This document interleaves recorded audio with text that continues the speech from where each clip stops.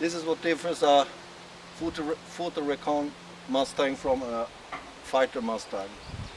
A camera is fitted and a bulge, extra cowling is fitted underneath. Here's the hatch to open and empty the camera of the film.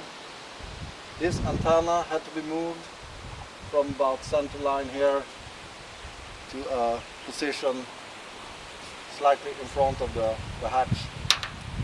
And the rudder lines for the elevators had to be moved. They passed through the center line airframe before. Now they had to go up over the camera and down to accommodate the camera housing.